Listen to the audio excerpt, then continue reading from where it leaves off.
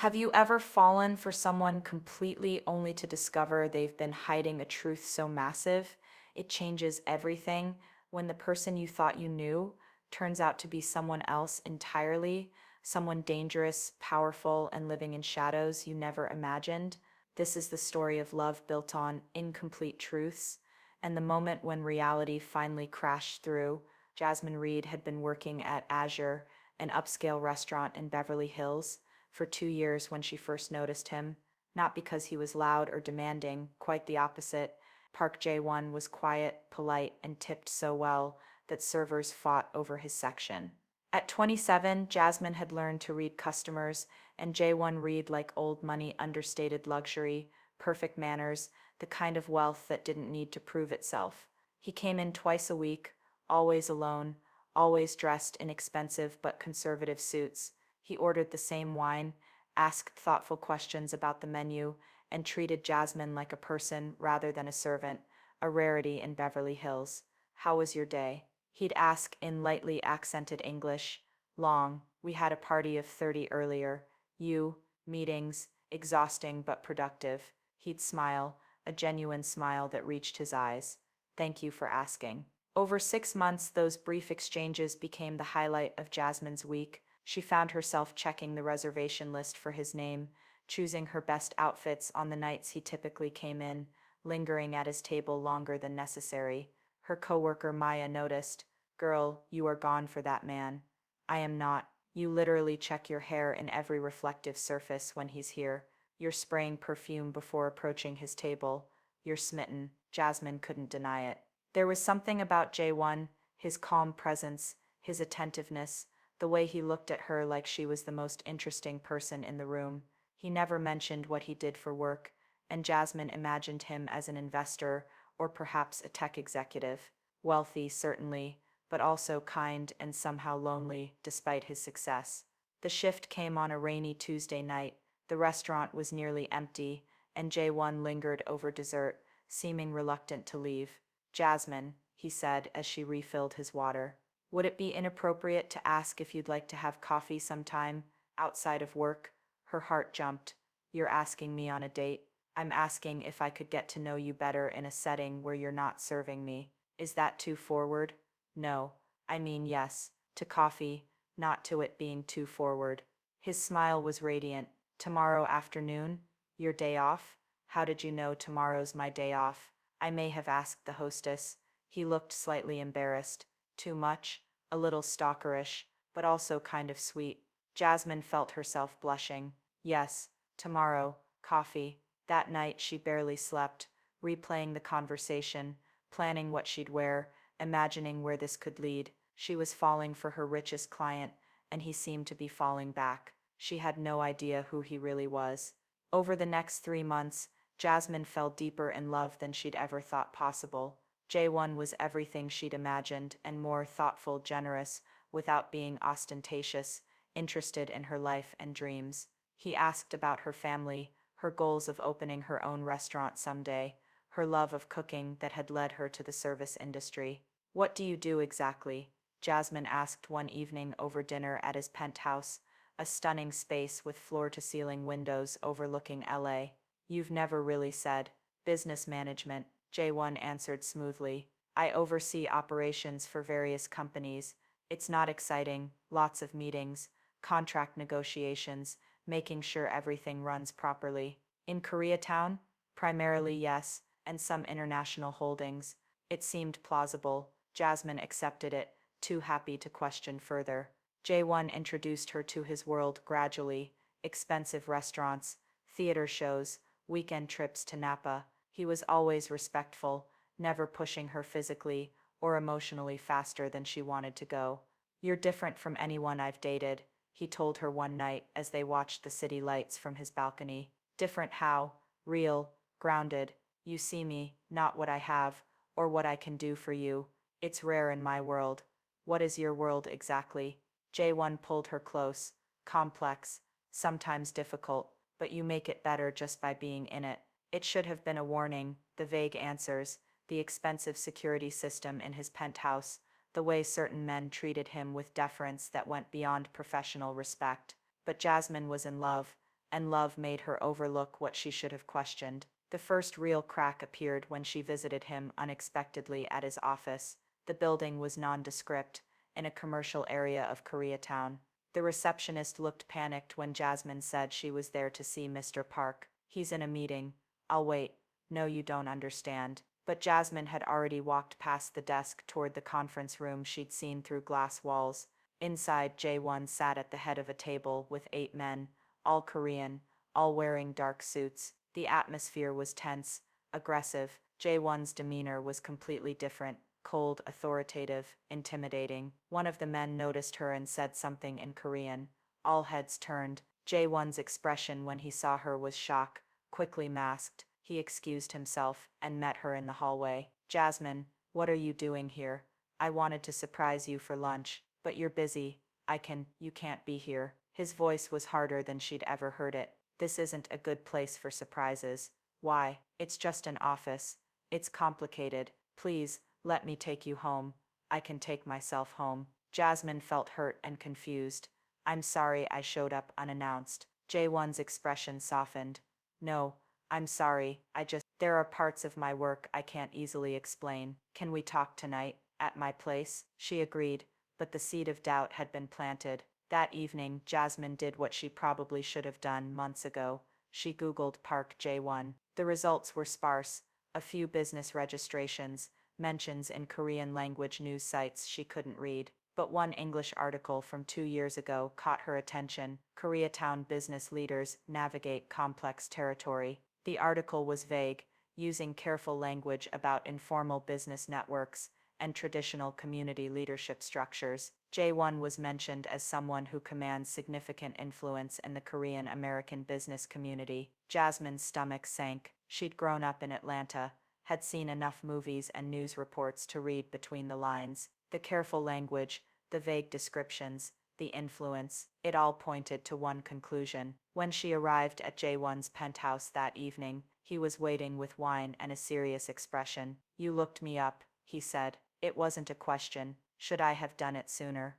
"Probably. I'm not good at full disclosure." Jae-won gestured for her to sit. "What do you want to know? What do you really do? And please don't say business management." He was quiet for a long moment. "I run an organization. We handle various operations in Koreatown and beyond: protection services, business consulting, conflict resolution. Some of it is completely legitimate. Some of it operates in gray areas. Gray areas like crime. Gray areas like enforcing agreements the legal system can't or won't handle, like providing security to immigrant businesses that police ignore, like mediating disputes in a community that doesn't always trust American courts." He met her eyes. "Yes, Jasmine, what I do is often illegal. I inherited this position from my father. It's not just a business. It's a responsibility to hundreds of families." Jasmine felt the world tilting. "You're in the Mafia, Korean Mafia. That's the dramatic term. We prefer to think of ourselves as a community organization with enforcement capabilities." "Don't joke right now." "I'm not joking, but I'm also not minimizing what I do. Yes, I run what most people would call a criminal organization. I make decisions that affect lives. Sometimes I authorize actions that are violent. It's who I am." He moved closer but didn't touch her. "But everything I've felt for you, that's real. That's separate from this world. You're the one pure thing in my complicated life." "Did you lie to me about anything else? About my feelings?" "Never." "About my work?" "Obviously." "About who I am as a person?" "No. What you've seen is real. I just left out significant context." Jasmine stood up. "Meeting space. I need time to think." "Take all the time you need." "But Jasmine, know this. I love you, completely. I should have told you sooner. That's my fault. But I didn't tell you because I was terrified you'd leave, and I'm selfish enough to want to keep you as long as possible." For 2 weeks, Jasmine avoided Jae-won's calls and texts. She worked her shifts at Azure, where his usual table remained empty. She talked to Maya, who was shockingly pragmatic. "So he's a crime boss. Is he good to you?" "That's not the point." "That's exactly the point. Does he treat you well? Does he make you happy? Has he ever put you in danger?" "No. But then what's the problem?" "Jasmine, you grew up in Atlanta. You know plenty of people who've done illegal things. Your cousin's in prison for drug distribution. Your uncle ran numbers for years. Why is J1 different?" Because I'm in love with him. It's different when it's personal. Exactly. So the question is, can you love him knowing what he is? Jasmine didn't have an answer. The answer came from an unexpected source. A man approached her after work one night, blocking her path to her car. He was Chinese, mid-40s, with cold eyes. "You're Park Jae-won's girlfriend," he said. "Who are you?" "Someone who wants you to deliver a message. Tell your boyfriend to stay out of Chinatown operations, or people close to him will get hurt. You, for instance." Fear spiked through Jasmine. "I'm not involved in his business. You're involved the moment you dated him. Tell him. 3 days to comply, or you're collateral damage." The man walked away. Jasmine stood frozen in the parking lot, finally understanding what being with Jae-won really meant. She called him. "Someone just threatened me." "Chinese man. Said to tell you to stay out of Chinatown operations." Jae-won's voice went cold. "Where are you?" "Azure parking lot." "Stay there. I'm 2 minutes away." He arrived with 3 other men, all armed. The transformation was complete. This wasn't the gentleman who brought her flowers. This was the leader of a criminal organization. He positioned men around the parking lot, then turned to her. "Are you hurt?" "No, just scared." Description of the man. Jasmine described him. One of Jae-won's men nodded grimly.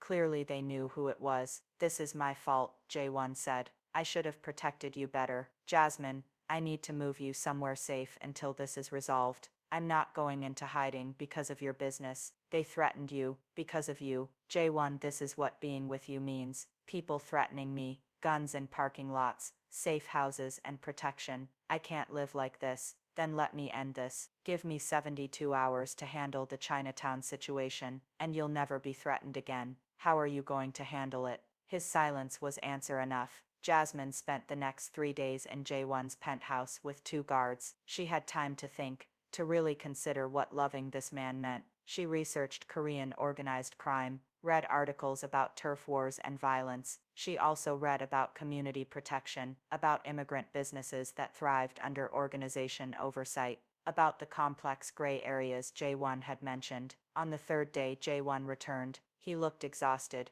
with a bruise on his jaw and his knuckles wrapped. "It's handled," he said. "The people who threatened you won't be a problem anymore." "Did you kill them? Do you really want to know?"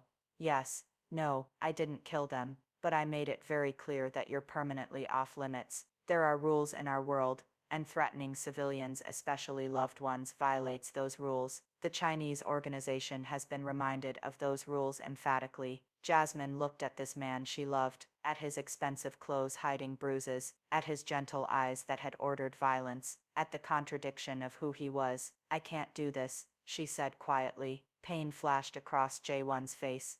"I understand. No, let me finish. I can't do this. The hiding parts of your life from me, the gentle lies and vague answers. If I'm going to be with you, I need full honesty, all of it. The good, the bad, the illegal, the dangerous. No more protecting me from the truth." "Jasmine, I'm not done. I also need to know you're working towards something better. That you're not just maintaining a criminal empire, but transitioning toward legitimacy. Because I can't spend my life knowing the man I love is just stagnant in this world." Jae-won was quiet for a long moment. "I've been slowly moving operations toward legal businesses. It takes time. You can't just abandon the illegal side without creating chaos. But yes, my long-term goal is full legitimacy. It's what my father wanted before he died. Then I'm in." "But Jae-won, if you lie to me again about anything significant, I'm gone. Complete honesty or nothing. You're willing to be with me, knowing everything. I'm willing to try, because the man I fell in love with at Azure, gentle, thoughtful, kind, that man is real. He's just also a crime boss. I'm choosing to love all of who you are, not just the parts that are comfortable." Jae-won pulled her into his arms, and for the first time in 3 days, Jasmine felt like she could breathe. 6 months later, Jasmine stood in Jae-won's penthouse, watching him conduct a video conference with associates in Seoul. He spoke in rapid Korean, his tone authoritative, every inch the powerful leader. When he finished, he found her in the kitchen making dinner. "How was your day?" he asked, kissing her cheek. "Quit Azure officially, gave my 2 weeks notice yesterday, and started looking at commercial real estate for my restaurant. I found a space in Koreatown that might work." Jae-won smiled. I know a landlord who might give you a good deal. Absolutely not. I'm doing this on my own merit, not because I'm dating you. What if I promised the deal would be genuinely good, not a favor? Then I'll consider it, but I'm vetting it independently. This was their new normal. Jasmine knowing exactly who J1 was, J1 being completely honest about his work. She'd met his associates, understood the structure of his organization, learned which parts were moving toward legitimacy and which still operated in shadows. It wasn't easy. There were nights when she couldn't sleep, knowing where J1 was and what he might be doing. There were moments of doubt, of fear, of wondering if she'd made the right choice. But there were also moments of profound connection, of loving someone fully and being fully loved in return. Do you regret it? J1 asked one evening, staying with me after learning the truth. Sometimes I regret not knowing sooner. Would have saved me some very naive fantasies about you being a tech entrepreneur. Jasmine smiled, but regret staying. No, I fell in love with you not knowing who you were. Now I love you knowing exactly who you are. That's stronger. Even knowing I've done terrible things, even knowing you're trying to do better. You're not your father's son blindly following tradition. You're someone actively working toward change. That matters. 2 years later, Jasmine's restaurant opened to critical acclaim. J1 attended the opening, proud but careful to let her have the spotlight. His organization had indeed moved significantly toward legitimacy, still powerful, still influential, but increasingly operating within legal boundaries. You changed my life, J1 told her that night, watching her greet customers and press. I was becoming the worst version of myself until you walked into it. I didn't walk into your life, you came into mine, twice a week, tipping too well and being mysteriously vague about your job. And you fell for your richest client, not knowing he ruled the Korean Mafia. I fell for a man who saw me as more than a waitress. The Mafia boss part was just unexpected packaging. They laughed, and Jasmine thought about the journey from Azure to here, from naive fantasies to complicated reality, from loving an imagined person to loving a real one, with all his flaws and dangers. It hadn't been the romance she'd imagined when she first noticed the quiet, polite customer at table 12. It had been harder, scarier, more complicated, but it had also been real. And real, Jasmine had learned, was always better than fantasy, even when reality included organized crime, danger, and loving a man who ruled from the shadows. Have you ever fallen for someone only to discover they were hiding a truth that changed everything? Did you walk away, or choose to love the complicated reality instead of the simple fantasy? These moments test us. Do we love people for who we wish they were, or for who they actually are? Jasmine fell for her richest client, and discovered he was far more dangerous than she'd imagined. But she also discovered that love means accepting all of someone, not just the easy parts. What's your story of loving someone complicated, of choosing reality over fantasy? Share below, because we've all faced that moment when who we thought we loved turned out to be someone different, and we had to decide what to do next.